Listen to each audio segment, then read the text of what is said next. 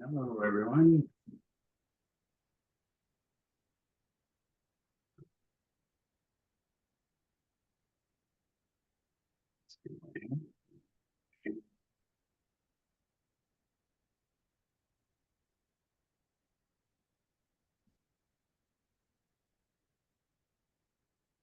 Okay, can we see my screen? Can we see the presentation? Looks like it's coming through. Okay, great. Now, Scott's in on.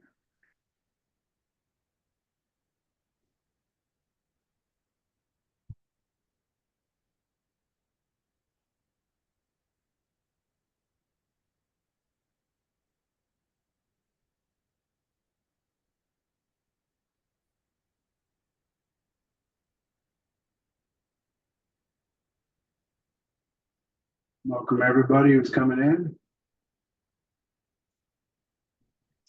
Folks coming in, we'll give everybody a minute or two to pop in before we get started.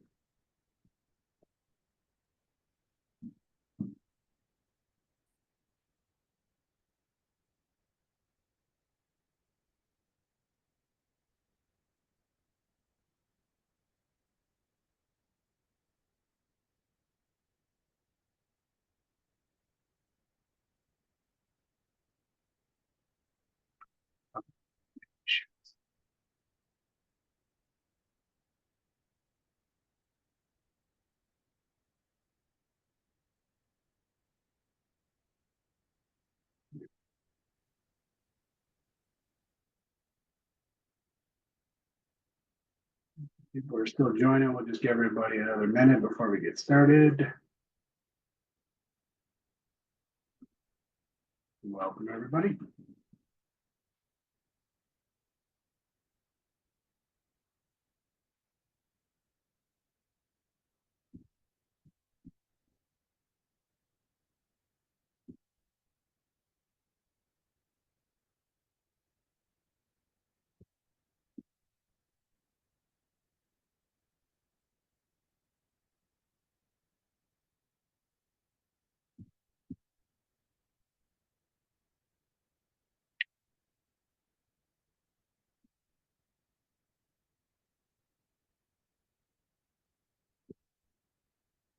Still have folks coming in here, so just a moment here. And we're back to back with the other one.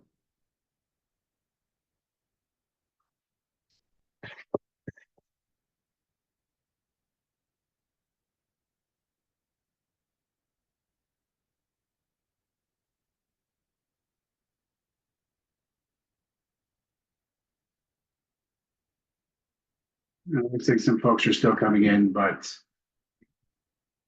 get started. Welcome, everyone. My name is Tom Green. I'm a senior security architect here at Fulcrum. Primarily, I deal with our managed services on the identity and access side of our house, but also I've been an avid user of Home Assistant, which is a home automation platform. We'll go over that just here in a little bit. I've been dealing with that for quite a few years. Just some housekeeping. We'll be going through our presentation today, which sure hopefully will spark some questions and conversation. I will be having a Q&A at the end of the presentation. Should a question come up during the presentation, feel free to put it in the chat or the Q&A section. And if not addressed during the presentation directly, we'll try to get to it later after our hands-on session. As a note, if you want to do the hands-on portion of this later, you're going to need to be using a computer with Edge or Google Chrome.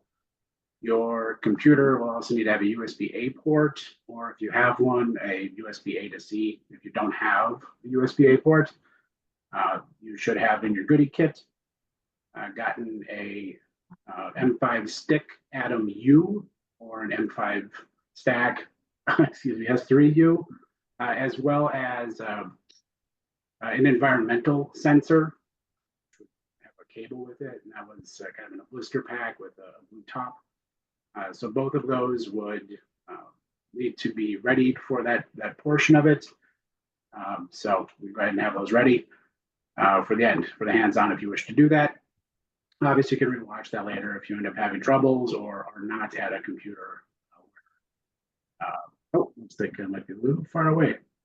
Well, hopefully it's a little better with the sound here. So if not, I can switch to my headset. So just let me know. So yeah, if you could just have those ready if you want to do it. Again, watch later if you don't have them ready. So, well, Zach, go ahead. I'm going to switch to my headset apparently. So. All right. So yeah, I'm Zach Brantmeyer. I'm a security engineer on the Fulcrum side and also work in the identity space with Tom. In terms of home automation, I started out on the Amazon Alexa and Google Home platforms, but in the last year or so, I've also moved over to using Home Assistant. Excellent. All right. Well, hopefully everyone can hear me a little bit Yeah, better. your audio is a lot better now. Okay, excellent. We're just going to show some early home automation. Maybe some of you might remember this. Let you turn things on or off from anywhere in the room. What a Just beautiful plug in innovation, the right? clapper and a television, Turning lights on and off with stereo, almost anything you simple wanna keep clap, on and off. right? Clap on, clap off, clap on, clap off, the clapper. The clapper is now available at Thrifty Drug. Get yours today. Makes a great gift. They sure do make a great gift, don't they? Just going to start off just making some simple definitions of home automation. Home automation is kind of a buzz phrase, a catchphrase, if you will. It can mean many things to different people. I think from a simplistic definition, some people define home automation as maybe even just a device or devices that use technology to control parts of your home automatically or remotely. This may include things like lights, thermostats, security systems, or appliances. Many of the devices interact with each other to perform routines or trigger other events on other devices. Expanding on that just a little bit, home automation could be viewed as not only the use of technology to control various systems and devices within your home, but automatically and additionally, they may not even be controlled via software or a user. They won't be connected to the internet and just are fully autonomous to deal with things within the home. These devices can monitor power or even control water flowing throughout the home. As we're going through the presentation here, we're going to be more keeping it along the simplistic definition, but some people do take that a little bit step further outside of the conversation that we're just having here. So yeah, over to you, Zach. So just getting into some misconceptions, people can easily be put off from getting into home automation based on a few assumptions that I think are misconceptions. The first is that home automation is too expensive. And while there is a wide range in quality and cost for many devices, there are often relatively inexpensive products you can use for building automations, and even lower cost if you're willing to DIY and build your own. The second is that home automation is reserved for those who own their own homes and isn't accessible for those renting, for example. I'm in an apartment, and while it does change the manner in which I approach home automation, it doesn't stop me from doing it. I'm more inclined to use wireless devices instead of running cables, and rather than wiring smart switches for my lights, I opt for smart bulbs instead. One of the main barriers people see is that home automation requires you to be tech savvy. Nowadays, utilizing any of the major smart home platforms, like the ones listed here, Google Home, Alexa, HomeKit, SmartThings, can provide a very beginner-friendly starting point. Many of these are fairly plug and play when you're adding new devices, and they offer intuitive interfaces for configuring basic routines. If you are technically inclined and willing to get a bit more into the weeds, Home Assistant is a self-hosted platform which enables far greater control for integrating devices and defining custom logic. Home Assistant does raise the skill floor required to get a functioning home automation setup off the ground, but it doesn't have many of the same limitations you might run into from the other proprietary platforms. We are generally going to be talking about Home Assistant today as it provides incredible flexibility and is what we use ourselves. When moving over conventionally controlled home devices to utilize home automation, it's important to remember that if you share your space with anyone, they might not share your same ambitions or interests. A good rule to follow is to ensure that any smart devices still have a means to function in the event that there's any failure of the home automation platform. Things like bad firmware updates, failing control circuits, local network issues, or cloud platform outages can all impact your devices. Making sure that things like your lights or appliances are in a configuration where they can still be controlled by hardware switches is a good contingency to have. This picture here is of an attachable switch cover I have installed over switches which are connected to smart bulbs, since if they lose connection, or since they do lose connection if they're powered off at the wall. This way, guests and myself, when I'm not thinking, don't accidentally turn off the lights via the switch, but rather with voice controls. Measures like this can help make it clear where different automations are configured in your house. Yeah, it's also important to know some devices that you may have in your home that may have been there when you purchased the home or added, and really don't think of them fully as smart devices or things that could be used into home automation. Uh, Special attention should be paid to those devices that are connected to the internet. Big time. We'll get into that a little bit later. Some things you may have in your home today that may be doing some home automation tasks under the covers are their smart thermostats. That's a real big one. Many of us already have one of these in their basic learning of home presence, which the Google Nest and Ecobee do quite well. They help adjust the temperature in your home smartly and efficiently. Their smarts can also be expanded using the additional room sensors that they sell to help the thermostat understand if you're in your home office potentially or bedroom, and not necessarily by the thermostat. So it gives you that whole home presence feeling, and can actually, if it's just you at home, for instance, during a workday, understand that it's just going to monitor the area that you're in. Video doorbells, of course, are very ubiquitous today. Outside of the smart thermostat, probably the most or second most smart device we got around. You get notified on your mobile devices or countertop devices if there's someone at the door or a package was left. They've been quite a great thing. Robot vacuums is generally autonomous type vacuums. They skirt around the house, picking up human mess on the floor, and hopefully never the pet mess that's left on the floor. Some smart refrigerators. These technology wonders can allow you to manage your temperature settings for food zones within your refrigerators, peep on the contents of your refrigerator remotely, and for some reason probably watch Baby Shark on the front of it. So one other thing I did put here, you can see this big green thing in the middle. This is a hot water recirculator. This is something I actually own in my own home.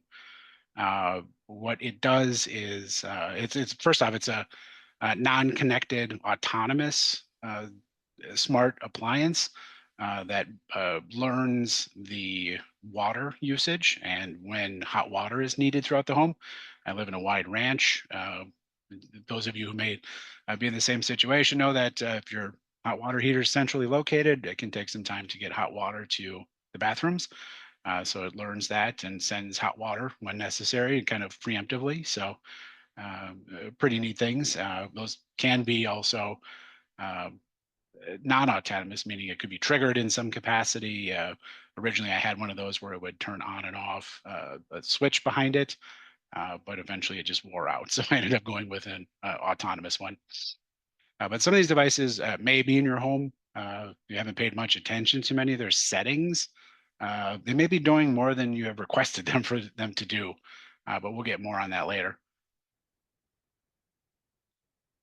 All right, so we're going to be kind of a caveat. We're going to be exploring some of the bad things, some of the negative aspects of home automation and the smart home ecosystems in this upcoming section. As you're listening, be prepared that we will be going over the great things, the good things that home automation can provide, as well as some neat use cases afterwards. So don't be discouraged. We just thought we'd start with the bad stuff. As I alluded to just a little bit ago about some understanding some items that are already in your house, there may be some things your existing smart devices that could be doing that might be giving you the creeps. Some higher profile creepy things that have been in the news in the recent past was Eufy. They're a video camera security company. Their video streams were broadcast to anybody who was interested in viewing unencrypted data streams. The anchor was the owner of Eufy, initially denied it, but fully admitted that their streams were not encrypted and relatively easy to view. Those who changed default settings were less likely to potentially not be impacted at all. Additionally, Ring cameras, Ring doorbells, just defaultly opted you into a setting called Neighbors that would, up until this year, give government officials the right to retrieve data from your cameras without any prior consent, despite them being on your property and in your custody. Outside of that, some of the less expensive, cheaply made, might be made from a foreign interest, and their foreign data transmissions would be possibly concerning, sending your data to servers outside of the United States where your data is not controlled under US law. This data can possibly create privacy concerns if your settings aren't adjusted or just outright blocked. Another example would be iRobot. They've been known to create those very innovative robot vacuums that autonomously clean up your mess. But to not bump into things, the robots use LiDAR, cameras, and other sensors to create virtual 3D maps of your home. Now, that may be something that you don't want to leave your home at all, or for anyone else to even know. So, kind of going through and getting those settings down right are crucial. Many of these devices are set by default to share data with the manufacturer and other third parties. So if it's not adjusted or blocked, data could be accessed without your consent. So you always want to be in control of your data, number one. Also, some of these devices have remote access enabled, kind of like the UFI situation where if not disabled or outright blocked or changed, remote access could be given to sensitive things like in-home cameras and things of that nature. So it's also important to note that the manufacturers create firmware for these devices, the operating system for the hardware. Many times they create it just to get it out the door. They ship the product and never give any thought to updating that. This leaves unpatched devices open to known exploits and backdoors.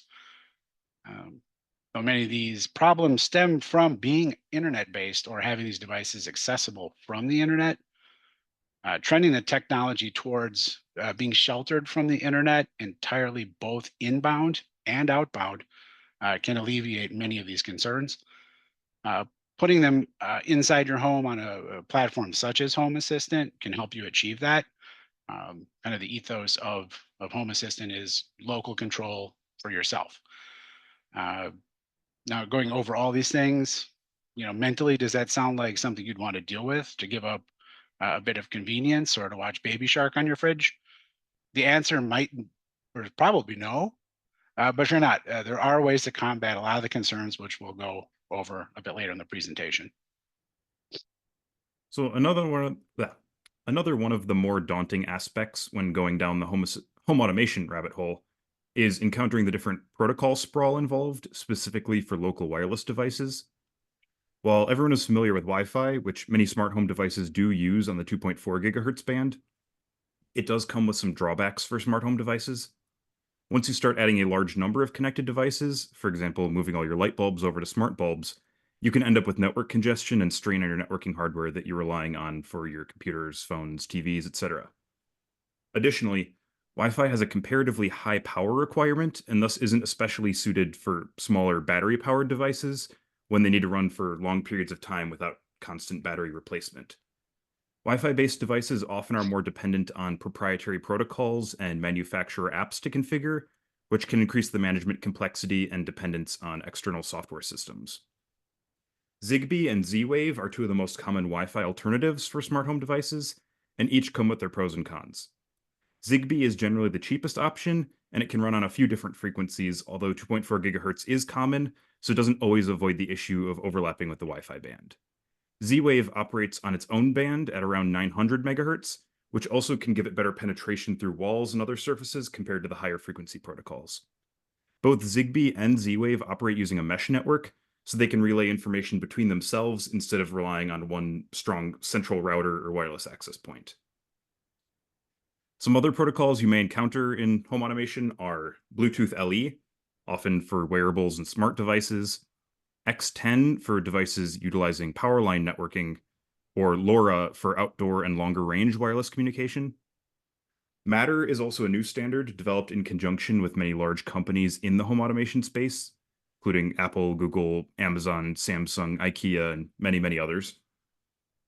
It offers simple HomeKit-like device setup, and it's an attempt to separate the communication method from the application protocol. The Matter protocol can operate over various communication protocol. The Matter protocol can operate over various communication protocols, and Threads be the one that's most often paired with.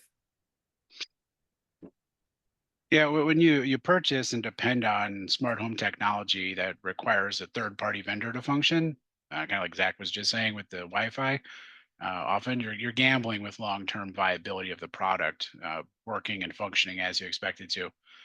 There are many instances of companies releasing products that function with smart home platforms that eventually just paywall certain services, have sustained outages, or simply go out of business entirely. Some of the examples of that recently, LiftMaster, which creates garage door openers. Many people purchased their LiftMaster gateway, which allowed them to control their garage door.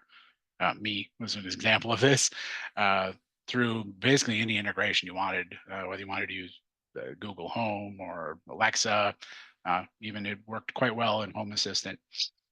However, about a year ago, they decided to close off the APIs and start charging people to use it. I got a lot of people really in the Home Assistant community ruffled up.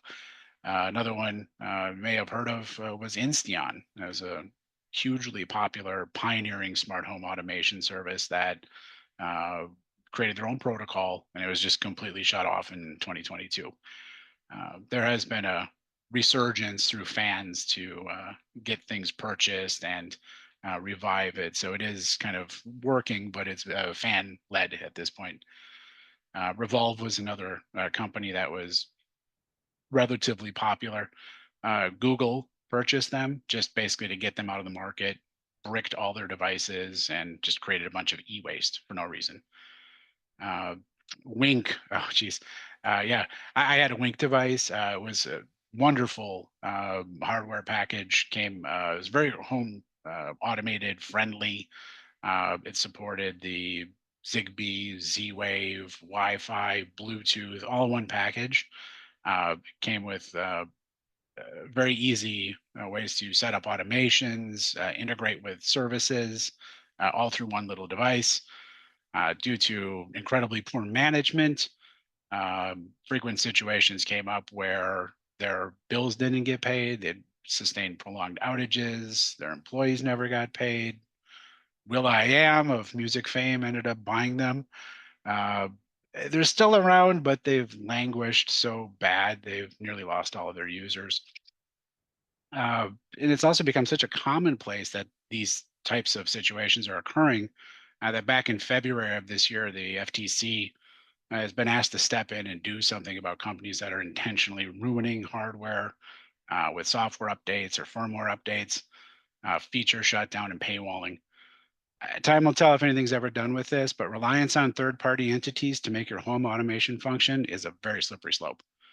Uh, Earlier, we briefly touched on some of the safety-related issues. There's a few more items to touch on. Outside of paywalls and feature removal, there's simply things that you don't want to be happening that you didn't sign up for. Uh, Many states' power companies allow users with smart home thermostats to opt into rebate programs. That's a one-time situation. I know up here in Wisconsin we have that. I presume in Texas with the heat, they probably do that too. Gives the owner a one-time upfront kind of rebate that promises energy savings. What many owners don't know is their homeowners or renters don't know is that the utility then starts to manage and control the temperature within your home. Now, that may be in your eyes a good thing potentially, but in some others that may be, going too far, where they may make it difficult to actually change the temperature within your home. Um, Another thing that I think everyone probably had on their mind the first time, if you have a smart speaker in your home, is putting it in your home because it has a microphone. They can be super awesome to set timers, the kids ask simple questions to them, or even start your routines or home automation. They can do these quite well, but they're also recording devices too. It has been known that, and you know, that Google and Amazon do have humans listen through the recordings that are just recorded, catching things that are going on within your home. I think most people would find this a atrocious overstep of intrusion and privacy. And should you be allowed to opt out of it, I probably think most people would certainly take advantage of that.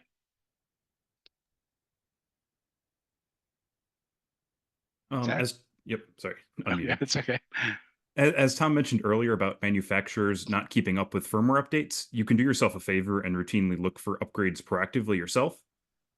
One thing to keep in mind when updating firmware is that some methods of local only control, like those used by Home Assistant, sometimes rely on reverse engineered protocols, and those can sometimes get patched out with new versions. So a lot of times it can be helpful to kind of keep a pulse on the community's response to certain software updates before you perform them yourself. Another part of the upkeep of home automation is to be mindful of what changes can interfere with existing workflows. You should be careful to avoid too much dependency on any single device, such as your phone, lest your automations break when you get a new one or lose it. And smart control also adds another point of failure to devices. And while ideally not common, it's still something that needs to be contended with. If a control circuit dies in a smart bulb, for example, it needs to be replaced. And the various groups and references which utilize the old device will need to get their configurations adjusted accordingly to move to the new one. All right, well, we've gone over a bevy of information about the bad that may want to make you run in the opposite direction of using smart home technologies and smart home in your smart home. Many of these with problems are quite on the mind of us in the security sector, or just generally untrusting people that do run the other way, but it isn't necessary. With the proper selection of technology and automation platform, your privacy and security can be kept in your control within the confines of your home. So let's step in and take a look at the brighter side. Obviously, there's some very rewarding aspects to this. Because as we alluded to a little bit, the smart home needs a grasp on how the devices function and how to fit into home automation can lead to new skills and refining your skills. Some very basic device platforms can be purchased, which are more or less blank slates. You got one of those in your kit today. This will allow you to use them as a physical canvas to do whatever you want. This may require doing physical soldering to the sensor to the controller, potentially writing specialized code for them. And also a big part of this is learning how networks work. So if you're getting into this and learning how to do port forwarding potentially, or DNS and DHCP and such within your home, certainly is a great benefit of understanding that. Because the controllers and excuse me, cottonmouth here. It allows you to perform nearly limitless combinations of functionality with the sensors that exist today, along with the very cheap controllers. It really your imagination is the limit at this point. We'll go through some use cases later of things that we've done and just very general ones as well. Maybe things like you need to know when the wash is done. You put a vibration sensor on your washing machine to send your phone alert when it stops vibrating. Tired of checking your mailbox? Maybe you want to go find a spider web or a political smear mailing. I don't know. But a contact sensor could tell you if the mail was delivered. And really impress people, right? With all these really neat things that you could do inside your home, and you show your friends when they come on over. One of the most freeing aspects of home automation is the ability for you to address your specific needs and give you control over things you previously couldn't. One minor but helpful automation I set up was to turn my kitchen lights on when my front door opened after it was dark out. That way, if I was carrying anything in like grocery bags, I didn't need to fiddle with the lights to see the countertop and be able to drop them off. You can hone your automations to be as specific and as arbitrary as you need to fit your routine. Another common reason people opt for automation is to enhance their media experiences. In the press of a button or a single voice command, you can dim the lights, cast media to the TV, and even tone down your air purifier for better audio in your home theater. I've also seen people utilize RFID cards and a scanner, like a jukebox, where they can just use one tap of a themed card to kick off a different playlist on their smart speakers. Yeah, one other way is to, one good thing about it is you save money, right? Who doesn't want to save money on their home or rent? One of the largest reasons people look into home automation is to save money. Many of these smart devices contain sensor information that allow you to monitor your energy consumption. For those that don't, there are whole home monitors that can monitor energy usage straight from the home mains, and even some utilities offer that information directly. By utilizing automations combined with other functions such as geofencing or presence sensors, the automations can turn off lights when not in use, adjust the temperature when not home. The savings generally are minor, but over time they do add up. The smart thermostats we talked about earlier can be enabled to be even smarter based on the hyper localized data that you could get by having a personal weather device outside your house. Uh, to add to energy savings, smart blinds can help reduce the cost of heat and cooling year round. Another smart way to save money is to implement some safety technology for your home. This could be security or simply a flood sensor, which we'll go over a bit later. By alerting your homeowner's insurance, you may be able to save money on your home or renter's insurance. Personally, I save 10% right off the top by letting my insurance company know that I have flood sensors in the home. All I had to do was show them a picture of my sump pit with a flood sensor next to it, and then it worked. I mean, who wouldn't love that? Some simple conveniences are some of the best selling points for home automation as well. If you're lying in bed ready to go to sleep, turning off all the lights in the house can be as simple as a voice command or a tap on your phone. No need to get up and make a pass through checking that nothing was left on. With networked water pump modules and or soil moisture sensors, you can water your plants with no manual intervention. That saves you time when you're at home and allows you to keep them watered even if you're away on vacation. Battery level monitoring is great, and I'll talk on that a little bit later. Your morning and night routines can be enhanced with home automation as much as your creativity allows as well. Your morning alarm could consist of music playing, catching you up on the news, your bedroom lights turning on, and your coffee starting to brew. And that routine might get more aggressive if it doesn't detect you getting up in time. Blaring the music, right? uh, one piece of home automation that necessarily isn't life changing, but as tech folks, we love logging and monitoring, right? With all the data that technology is sending out, you can store it, or you could go further and ingest it into learning algorithms and start acting on that data automatically. Data can be stored in short periods or long term for historical trending, or simply to create little pretty graphs like you see here. The smart home through home automation can take a step further and act on that data in real time. Home Assistant is wonderful for that. Another great utilization of home automation is to alert you when there are issues. Imagine this: you're on vacation, your home is put into vacation mode, and motion is detected in your house. Based on some rules, you could have an alert sent to your phone to check in on the cameras in your home. Or how about this one? You own an Airbnb potentially, or a vacation home or cottage, and you get an alert that there's water under a sink. Hopefully, you have ways to counteract that situation.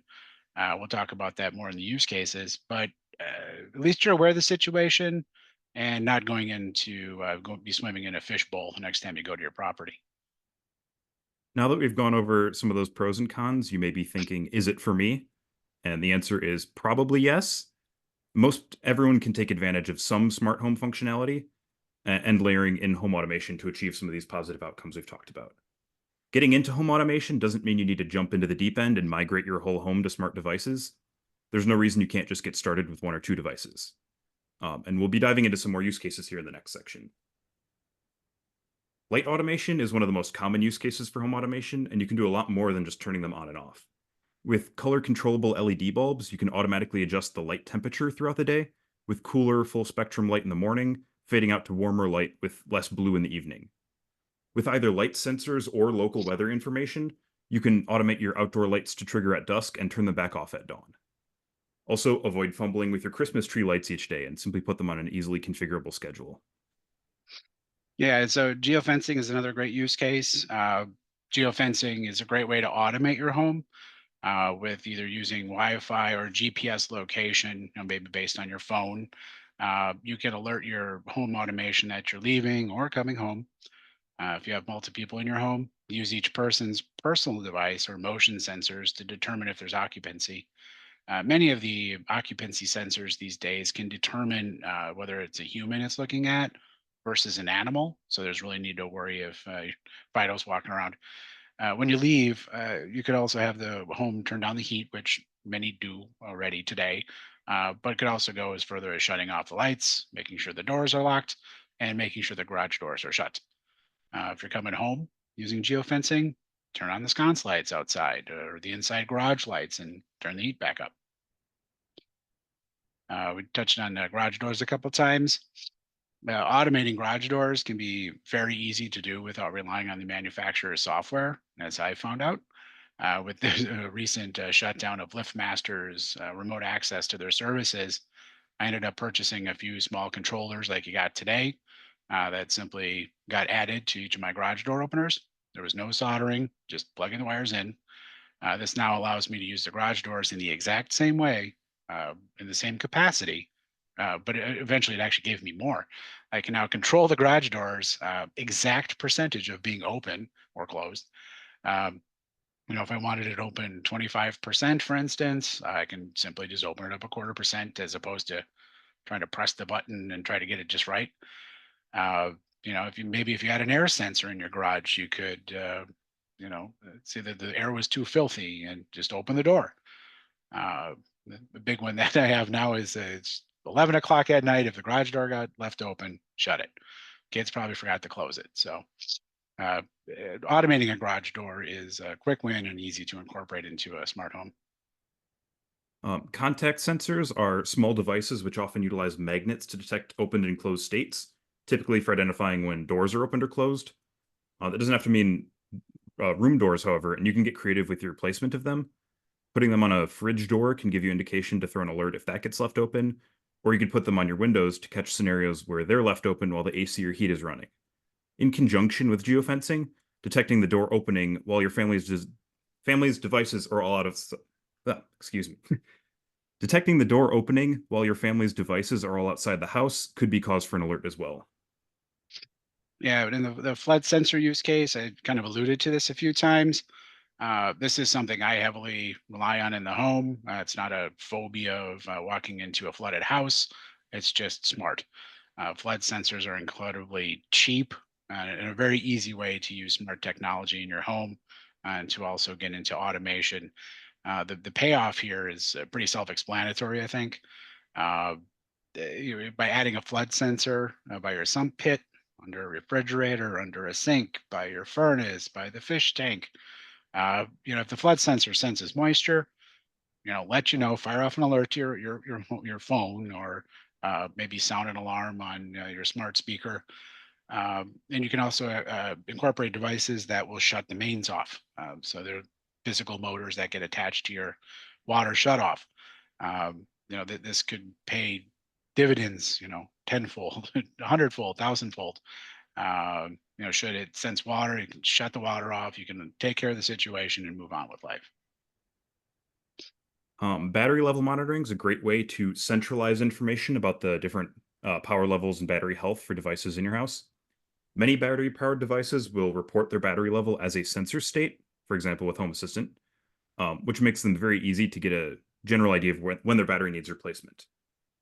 I can include my phone and my Fitbit battery levels on this dashboard as well, since those also expose their battery level as a sensor value. And this screenshot here is just from my Home Assistant setup, kind of giving a rundown of various battery states in my house. Blinds, utilizing smart blinds, as we mentioned before, will ultimately start to save you money by reducing heating and cooling costs. These can be improved with other sensor data outputs such as weather information, light intensity sensors, and just even the time of day. While smart device security overlaps with traditional physical security monitoring, it doesn't quite replace traditional physical security monitoring in the end. We also mentioned earlier in the presentation that smart doorbells have become quite ubiquitous, but they're a good example. Additionally, utilizing smart locks can give the homeowner a way to give maids, repair technicians, or guests a way into the home without having to have physical keys. Not mentioned earlier in the garage door use case is a service from Amazon called Amazon Key in Garage Delivery Service, and it helps Yeah. it helps allow Amazon delivery people access to your garage to safely deliver your package. Additionally, with AI, camera footage from traditional security cameras as well as smart doorbells can help alert you when packages are delivered or even when mom came over based on facial recognition. Yeah, and so we're just gonna jump into a couple fun things that we've done around the house. Our boss Mike was going to be here to go over one of them, which is his smart coop, but I'll go over that for him. One of the things that I did was create a brine tank. So I live out in the township up in Wisconsin, and we have hard water, so we've also got a soft water brine tank. I used a small ESP32 controller, much like you got today, and hooked it up to an ultrasonic sensor and put that facing down into my brine tank. So I could measure the level of the salts within the brine tank. It ended up being where it would just kind of run dry, and then I'd be stuck hauling 10, 50 to 60-pound bags of salt up and down the stairs because we have basements. Yes, I hated those days. So now it can tell me, okay, well, you've got 50% left, or you're critically low. So I can just pick up a couple bags as opposed to having those crummy days. So with Mike, his smart coop, he has chickens, and he automated his coop. So based on time of day, it would automatically open and close the coop doors to keep the predators from coming in and having their dinner. Also, able to monitor temperature, which we're going to get to do here later. By just monitoring the temperature in the coop by turning on heaters or fans. And also in the winter, getting the lights on at the right time in the winter, so the hens would continue to lay eggs. I didn't know it, but apparently hens don't lay eggs in the winter. So by giving them artificial light, he was able to keep the eggs rolling in all year round. And it's a super minor thing, but I did notice one day that my printer exposed its current toner level as a sensor output when I integrated it with Home Assistant. And since it's not something I really have a reason to check super often, it's super convenient to just be able to shoot a notification to my phone when that drops to like 20% to remind me to pick up a replacement before the documents I need are coming out half printed. Yeah. One other use case, bathroom routines. You ever found like the humidity in your bathroom is well over what it is in the kitchen? It wasn't 5 minutes ago. Of course, you don't think about that, but either it's really humid outside, the window got opened up, or someone's probably taking a shower. In this situation, you could just simply have your home automation turn on the exhaust fan and until the humidity stabilizes to the level of the other rooms and shut the fan off. Um, Maybe about having a light intensity monitor combined with the presence sensor in the bathroom to take into consideration the time of day. As you take a bio break in the night, you could have it turn on the lights to the lowest setting or make the toilet look like a gaming rig. All right. So those are kind of the use cases we came up with. Are there more? There's millions more. Yes. So what we're going to do here now, though, is get on to the hands-on bit. With the use case we just presented about the bathroom in your FCON kit, you should have received one of these two controllers. The Atom U is on the left. The S3U is the white one in the middle. And you should have hopefully also gotten one of the ENV4 sensors. So what we're going to be doing here is I'm just going to run through a quick video of or excuse me, slides of what we're going to be doing, a video of it, and hopefully you can kind of play along at home. We'll be around afterwards to help with anybody if you need some help here. But basically what you're going to want to do is plug in that I2C cable from the sensor to your controller. That should be about an 8-inch cable or so. I don't think there's any way you can put it in wrong. So go ahead and get those connected and plugged in. And then once we get the software installed to it, which we've already pre-compiled in the chat, I believe we've preloaded some links for you. Heather or Believe they're on Karen? the Zoom kind of webinar page. Oh, I saw thank those you. links at that point. Yeah, if we could maybe if someone, one of the mods could maybe throw them in chat. If they're not incredibly handy, I don't know. But that will get you out to a Google Drive share that has some binary files to install to these that we pre-compile just to speed the lab along. But basically what it's going to do is install ESP Home software to it, and allows you to connect to your wireless, so then you can actually view the output of the sensor in your localized area. So we're going to proceed forward here. All right, so what we're going to be doing is, oh, sorry, there we go. When we go to the first link to install the software, which is also web.esphome.io, we're going to go ahead and click on that connect button. If you're using an AtomU, it should say USB serial port COM something. If you're using the S3U, it should say something like USB JTAG and some serial with COM some number.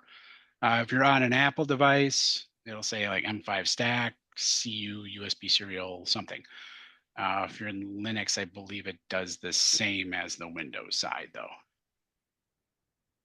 So here we're going to click on the install button. We're going to point it at the file that you've downloaded. It's going to go through. We're going to have a party here because it says you're all done, but you're not. So we're going to go ahead and click on the little overflow menu here. I'm going to click on the connect to Wi-Fi. And once you've put in your SSID, you'll be able to pick from what it's seeing, as well as your password.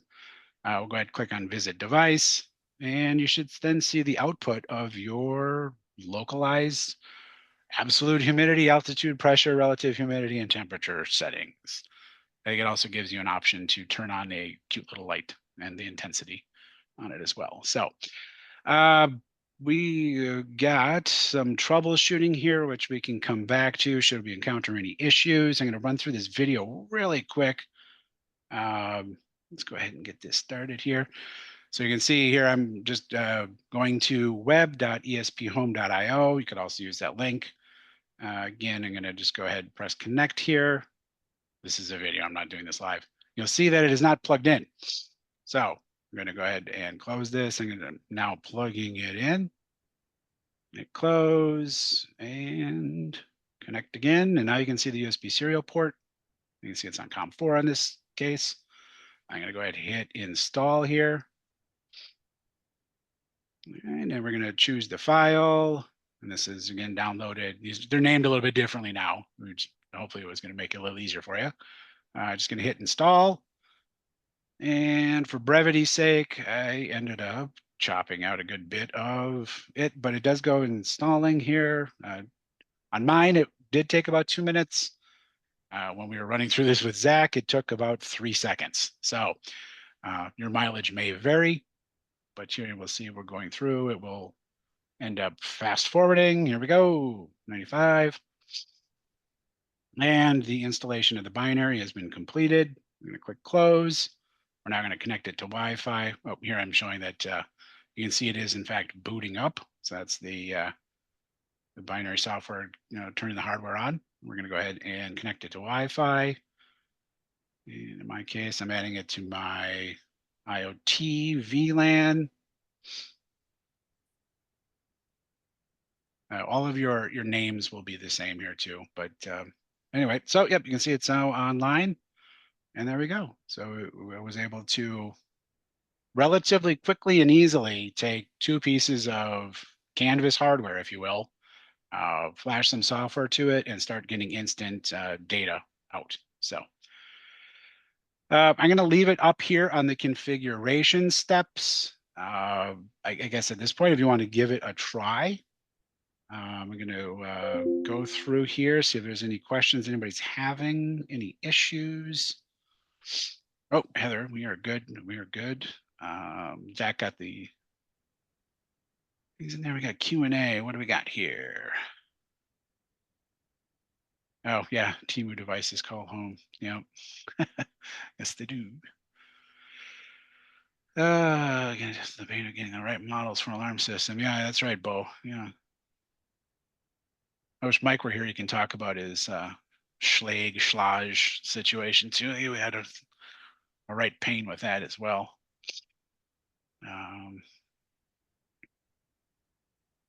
Yeah, Smart Things has pivoted on their platform so many times. It's brutal. Yeah, it's pretty, outside of Home Assistant, which again, I think is kind of geeky, if you will. Smart Things is kind of like the Wink I had talked about earlier, kind of brings the masses in, but yeah, they're not without pain, I guess you could say. He's a platform that adopts well and does a great job of local and remote support. Yeah, that's right, Kyle. Home Assistant has come a long way for doing things in the house remotely. Keeping the presence of having to send commands out to the internet at a bare minimum. That's kind of its ethos. The remote access to it certainly doable as well. That's if you want to allow remote access, do some forwarding to get into your UI and act on alerts that come into your phone potentially too. So I love the fact that Home Assistant gives you that flexibility whether you want it or not. So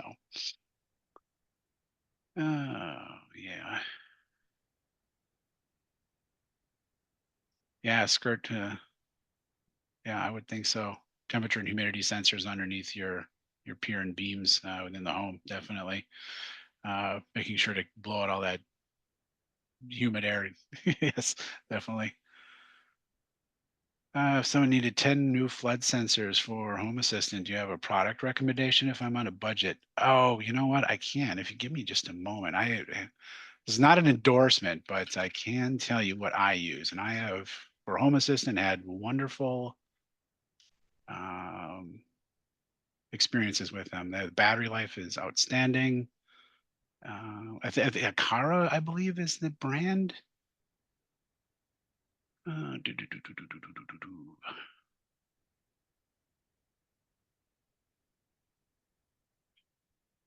Yeah, let me get that. Yeah, Akara leak sensors. They don't require a hub, which was great. I was able to. I have a Con B stick that I plug into my home server that runs the Home Assistant and just picks up on it. Don't need a hub. They're great battery life. You can actually add leads to them as well. So um, things like under the fridge, where it's just a giant metal case that blocks all signals. You can take the smart bits and pull it away and just run a lead underneath the fridge too, which is great. So with home automation, are there any common big mistakes that a beginner normally makes? I I guess looking back at some of the mistakes that I made, we're trying to overcomplicate things. And Zach touched on it earlier, where uh, making parts of the home function the way you want, that's all well and good. It's great. If something breaks in that and your kids can't turn the lights on, or your folks come over and they can't figure out the fact that you need to press this button over here, not this one, when they're going to use the bathroom, those kind of things, the functionality of whatever you're trying to automate should not hinder the basic use of whatever it is. So if you moved out tomorrow and you had to leave everything here for the new owner, they shouldn't even care to know that you had a smart home. You can tell them and show them how to use things, but that kind of thing. Do you have anything else to add to that, Zach? Any common mistakes a beginner would make? I think a relevant thing, and kind of also relates to Bo's point about like humidity monitoring and stuff like that, sometimes people get locked in on like, oh, I need to find a dehumidifier that has a humidity sensor built in to automatically control, when a lot of times it's easier to just have a dumb humidifier, a dumb dehumidifier, and a smart sensor and be able to control those kind of on demand. You can Mhm. kind of shoehorn yourself looking for very specific products sometimes that have all these things built in, when getting the pieces and kind of building that automation generally gets you the best outcome. Yeah. Excellent. So just by a show of hands, has anybody been successful getting um, their sensor readings? So we got a couple. Awesome. Very cool.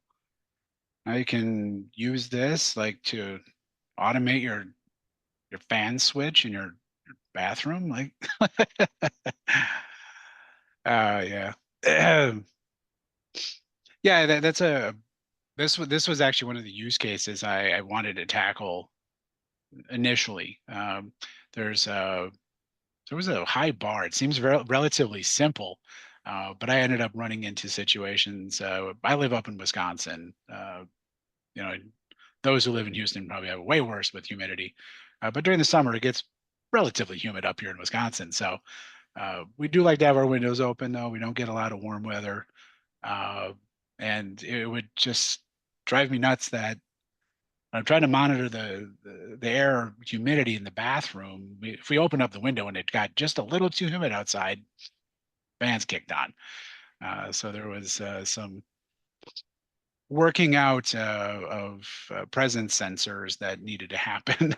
uh, I needed to know that there was someone in the bathroom when that humidity went up in order for me to turn those on. So, all right, excellent. We got some successes. Those who have your hand up, if you could put them down, I'm going to say, is there anybody who's having trouble that could use some help? I could go back to maybe the troubleshooting slides here.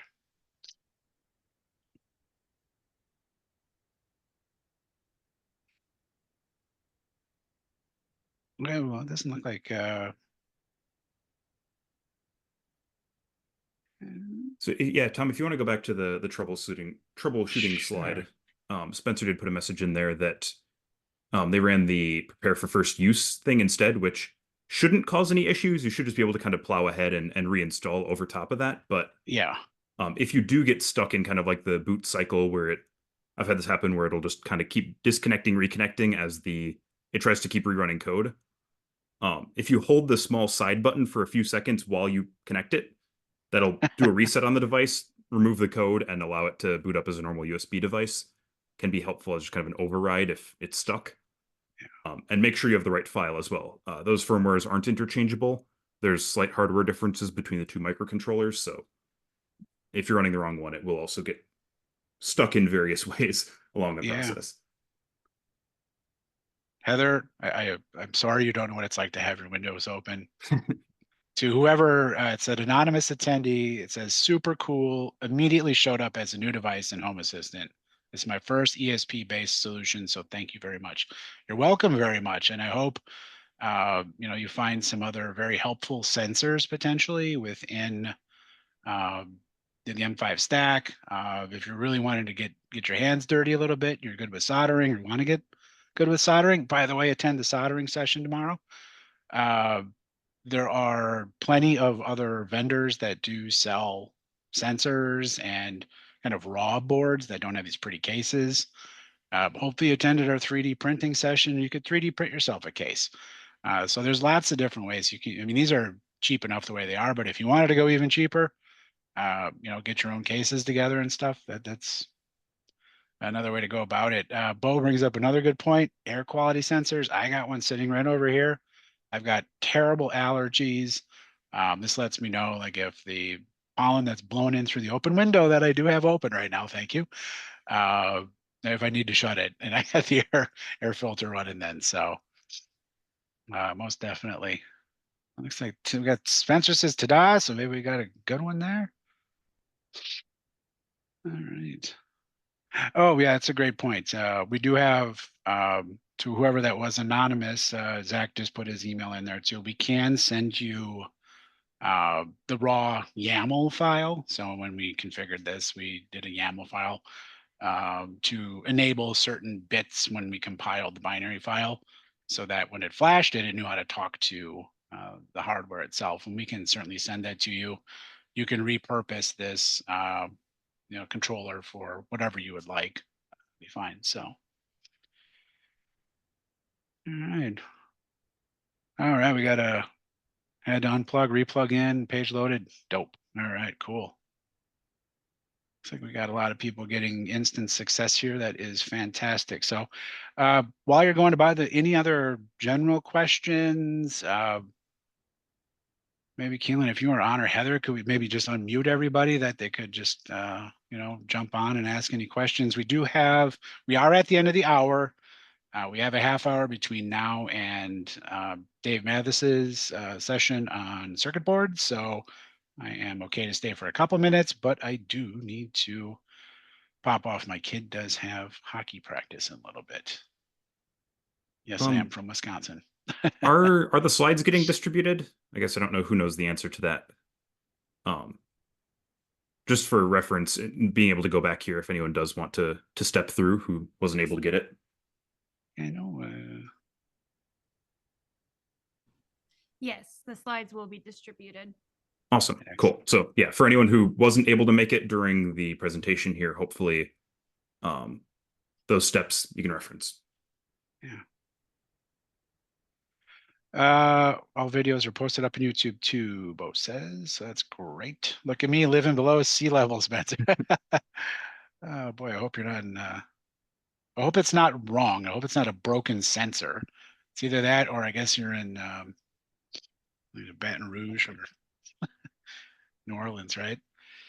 What software would you use to set up alerts for when the metric goes over a certain number? So there's within Home Assistant, I can speak to that. It actually does that. You set up there's an automation section that says when this entity, they call them entities, goes above, below, equals, basic logic gate math can happen. So with an HA, it's just, if this humidity sensor gets above 65%, turn on fan. When humidity sensor gets below 50, turn off fan, whatever it may be. There's very simple English language logic built in to create automations within Home Assistant. Looks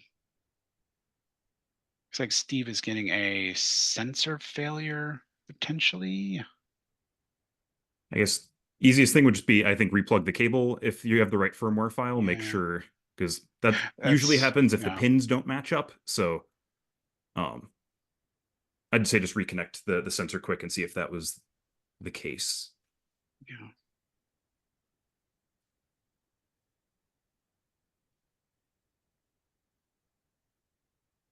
You can't make changes in that run session. No mics for attendees. Oh, okay. Well,